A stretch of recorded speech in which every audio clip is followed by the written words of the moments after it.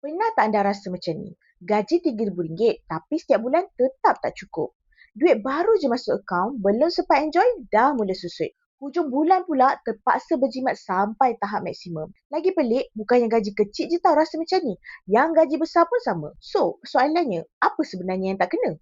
Realitinya, walaupun gaji besar mana pun, tak mustahil hujung bulan boleh habis tanpa simpanan langsung. Ada yang buat bisnes pun tapi masih tak dapat duit sebab tak pandai urus. So, adakah kita gagal berjimat atau memang kos hidup sekarang ni makin tinggi? Jawapannya, dua-dua. Bila cakap pasal punca, kita kena start dengan FOMO. Zaman sekarang ni, buka je social media, scroll sikit, terus nampak orang lain hidup best. Makan tempat viral, beli barang baru, lifestyle pun nampak perfect. Tanpa kita sedar, kita pun mula terikut. Orang beli, kita pun nak beli. Dari situ, kita mula berbelanja ikut emosi, bukan keperluan. Stress sikit kerja, terus kita nak reward diri dengan kopi mahal. Nampak je sales, terus check out. Masalahnya, benda ni nampak kecil, tapi bila dah jadi habit, memang makan duit. So, sebelum nak beli apa-apa, cuba pause sekejap dan tanya diri, aku perlu ke?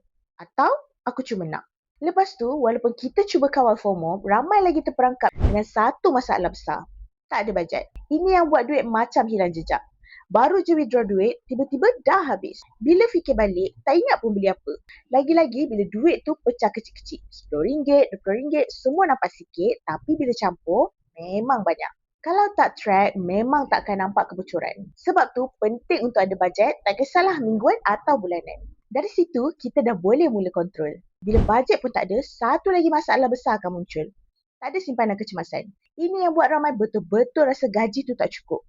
Bayangkan tiba-tiba kereta rosak, sakit atau ada hal keluarga. Masa ni barulah nak panik sebab tak ada backup. Ada satu contoh, gaji RM3,000 tapi komitmen dah RM2,800. Memang tak sempat nak simpan kalau tak plan betul-betul. Tapi sebenarnya simpanan tak perlu pun nak tunggu banyak. Mula je dulu walaupun RM50. Yang penting konsisten. Sebab bila kecemasan datang, sekurang-kurangnya kita tak zero. Dalam masa yang sama, ramai juga yang tak sedar gaya hidup makin naik. Gaji naik sikit, terus upgrade hidup. Dulu makan biasa-biasa, sekarang hari-hari order Grab food. Dulu phone okey je.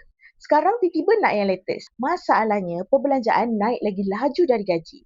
Akhirnya tetap rasa tak cukup. So, kalau boleh kontrol lifestyle, jangan biar dia lari ikut gaji. Memang betul, ada yang dah cuba berjimat tapi masih tak cukup. Kos hidup sekarang ni memang tinggi. Rumah, bil, keluarga, semua nak kena jaga. Tapi dalam masa yang sama, kita kena jujur cara kita urus duit tu betul ke tak? Kalau boros, gaji besar pun boleh habis. Tambah pula, kalau bergantung satu income je lagi berisiko. Zaman sekarang ni banyak cara nak tambah income. Tinggal nak usaha atau tak je. Dan ada satu lagi benda yang ramai overlook. Keberkatan. Kadang tu bukan sebab duit sikit, tapi sebab tak ada berkat. Hal basic macam solat, zakat, cara kita kerja, semua tu sebenarnya ada efek pada rezeki. Kita mungkin tak nampak secara langsung, tapi kesannya memang ada. Kesimpulannya, masalah gaji RM3,000 tak cukup ni bukan sekadar pasal jumlah, tapi pasal cara kita urus duit. Kalau boros, gaji besar pun boleh habis. Kalau tak pandai manage, bisnes pun boleh rugi. Dan kalau mindset tak betul, memang susah nak keluar dari cycle ni. So, kalau anda rasa duit selalu tak cukup, mungkin dah sampai masa untuk ubah cara kita fikir dan urus kewangan. Start kecil tak apa, yang penting mula. Sebab percaya atau tak, RM3,000 pun sebenarnya boleh cukup kalau kita urus dengan betul. Cuba share macam mana korang urus gaji di ruangan komen dan jangan lupa subscribe ke YouTube channel Direct Lending untuk lebih banyak tips kewangan yang santai.